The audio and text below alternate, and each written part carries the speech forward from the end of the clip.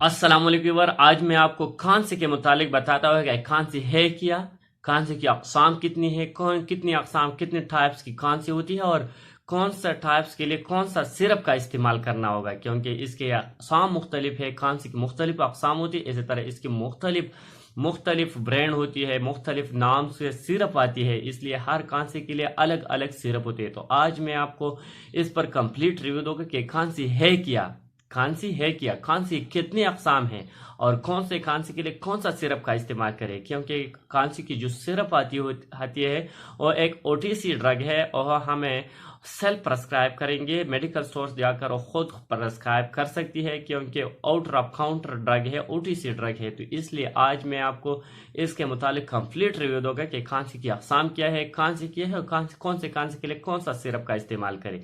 अगर आप हमारे चैनल पर नए हैं तो सबसे पहले इस चैनल को सब्सक्राइब करें। चलो स्टार्ट करेंगे खांसी के मुतालिक। खांसी यानी कफ। खांसी बॉडी में एक रिफ्लक्स एक्शन है जो हमारी सांस की नाली है, कोई फॉरेन बॉडी डस्ट पार्टिकल वगैरह अंदर एंटर होकर या रेशा वगैरह मौजूद हो तो इसके क्लियर करने के लिए हमारी बॉडी रिस्पांस एक्ट करके है, जिसको हमें खांसी कहती है, कफ कहती है। ये एक रिस्पांस एक्शन है, ये बॉडी में जो हमारे जिस्म में एक नॉर्मल सा एक्टिविटीज है। लेकिन अगर ये मुसलसल हो तो मुसलसल होने की वजह से एक मेडिकल कंडीशन इख्तियार कर लेती है। तो इसके लिए इसका प्रॉपर मेडिकेशन करना, दवाई लेना बहुत ज़रूरी है ताकि इस मसले से आप निजात पा सके। तो इसके लिए आप खांसी की देखें तो खांसी की 3 मुख्तलिफ अकसाम होती है। पहला जो टाइप है वो खुश्क खांसी होती है, जिसे हमें ड्राई कफ कहती है। खुश्क खांसी, खुश्क खांसी मुख्तलिफ वजूहात की बिना से हो सकती है, एलर्जी की वजह से हो सकती है, हमारी सांस की जो नाली है इसमें खुश्की होने की वजह से होती है, कोई फॉरेन बॉडी एलर्जी या माइक्रोब्स एंटीबैक्टीरिया बैक्टीरिया वगैरह एंटर होकर इसकी वजह से जो कफ आती है खुश्क खांसी होती है। इसमें रेशा नहीं होती, नज़ला और जुकाम भी नहीं होती, लेकिन खुश्क और ड्राई कफ होती है इस हालात पे। दूसरा जो खांसी होती है वो प्रोडक्टिव कफ हम कहा जाता है, जिसे हमें बलगमी खांसी कहते हैं, जिसके हमें खांसी से जोर जोर से खांसी से मुश्किल से हमें जो बलगम होती है, रेशा होती है, वो अलहदा हो जाती है, वो बाहर निकाल देते हैं, जिसे प्रोडक्टिव कफ हम कहते हैं, जो बलगमी खांसी होती है। साथ ही जो तीसरा खांसी होती है वो भी खुश्क किस्म की खांसी होती है, इसमें रेशा नहीं होती, लेकिन इस किस्म खांसी में फ्लो होती है, जुकाम होती है, आंख से पानी बह रही है, नाक से पानी बह रही है, फ्लो होती है। तो इसके लिए अलग से सिरप होती है। जैसे तरह जिसके टाइप्स अलग होती है खांसी की, इसलिए इसकी सिरप जो आती है उसकी कंपोजिशन मुख्तलिफ होती है। हर सिरप में मुख्तलिफ किस्म की कंपोजिशन होती है, मुख्तलिफ किस्म की मेडिसिन की कंपोजिशन होती है और हर कप के लिए अलहदा अलहदा सिरप होती है हर खांसी के लिए। तो ड्राई कप के लिए जो सिरप आती है, जैसे हमें खुश्क खांसी कहती है, इसके लिए एंटीटेसियो मेडिसिन होती है, जैसे कि उसके जो कफ रिसेप्टर होती है वह रिसेप्टर को सप्रेस कर देती है, जिसमें है डेक्सोमेथार्फान फाल्कोडीन। डेक्सोमेथार्फान और फाल्कोडीन की कंपोजिशन में जो मेडिसिन आती है, जैसा ब्रोक्साल डीएम है, हाइड्रलिन डीएम है, फाल्कोडीन में और आती है, फाल्कोडीन की कंपोजिशन में भी आती है।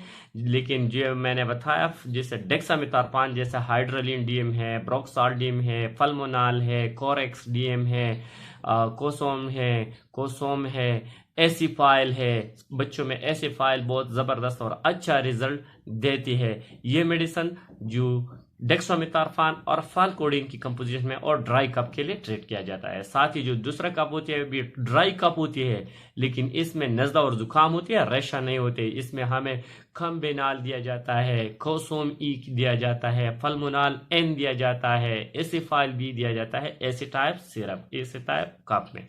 साथ ही दूसरा जो प्रोडक्टिव कप होती है, बलगमी खांसी होती है, तो बलगमी खांसी में जो रेशा होती है, रेशा अलग करने में बहुत से मुश्किलात पैदा होती है क्योंकि सांस लेने, तो इसके लिए आप मेकोनेल सिरप का इस्तेमाल, जैसे एसिफाइल ESF इसिफाइल का इस्तेमाल किया जाता है, फेरोटॉन एक्सपेक्टोरेंट का इस्तेमाल किया जाता है।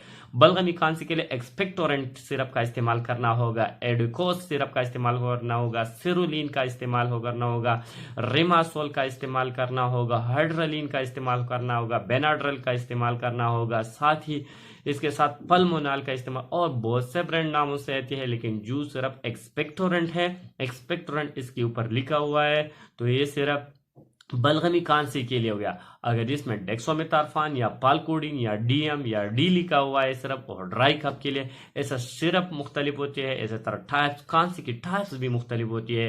एक तो एक्सपेक्टोरेंट है जो बलगम को खारिज कर देती है, इसकी जो म्यूकस है, इसमें जो म्यूकोस बना हुआ है उसको थिक करने के बजाय थिन कर देती है, तो आसानी के साथ बाहर खारिज हो जाते हैं, इसे थिन कर देती है।